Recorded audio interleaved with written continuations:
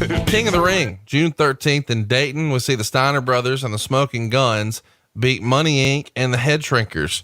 I got to say, this feels a little bit like a throwaway match. At this point, do you guys have your mind made up what you're going to do with the Steiners? It feels like, I don't know. There's not a really concise plan.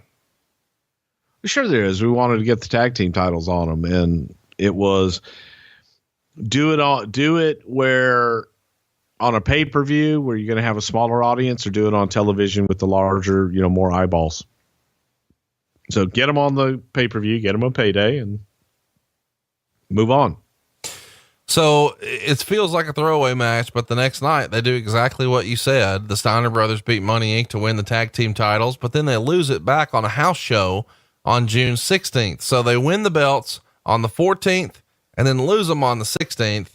And then on the 19th in St. Louis, the Steiners win them back at another house show. This isn't something you guys did very often, but it's interesting when and why you do it. It feels like the reason to do it here is house shows may be a little soft. Let's pump the gates up. Let's let everybody know that anything can happen in the World Wrestling Federation. Is that the pitch? And you've got to be there live to be a part of history. Championships change every single day. That's it, Daddy. So were you guys like making a big deal out of that on your syndicated television to push tickets as a reason to come out because, hey, you never know what's going to happen. Here's what happened in St. Louis or whatever.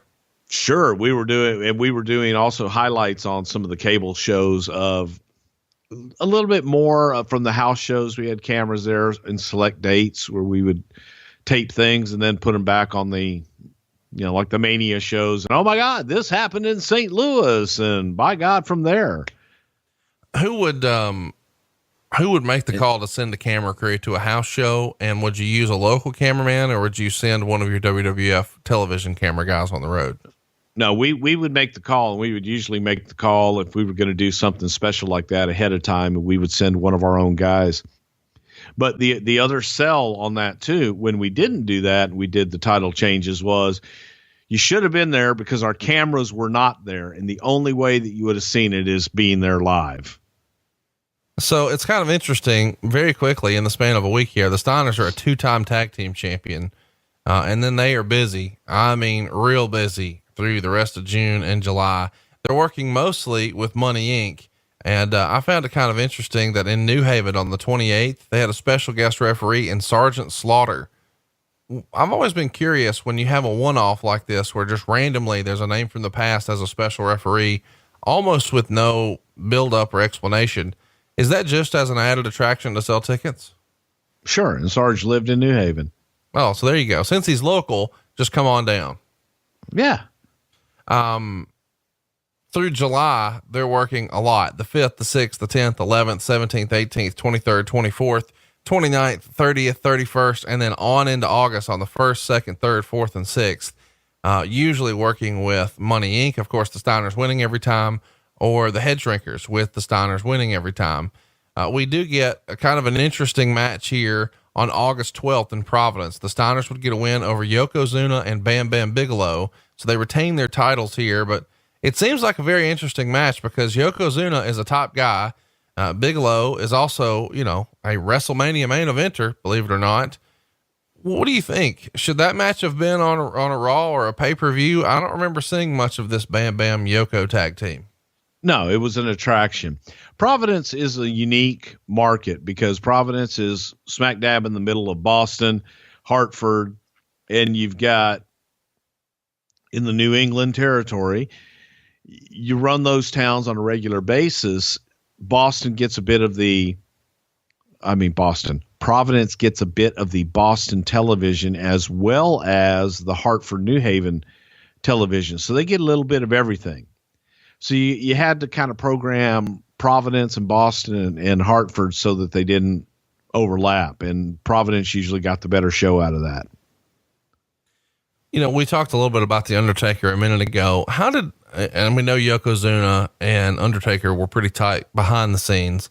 How did the Steiner brothers get along with a Yokozuna and an Undertaker? Great. I don't know. I don't know that the Steiner brothers, they were fun guys. They're young. they seemed to get along with everybody. I don't know of anybody that they had any issues with. The Steiners get a couple of wins over the Quebecers in August, and then they're back working with the Head Shrinkers all over the Horn. This gets us to August 23rd, the SummerSlam Spectacular in Poughkeepsie, and they do a salad steel cage match with the Steiners getting a win over Money Inc.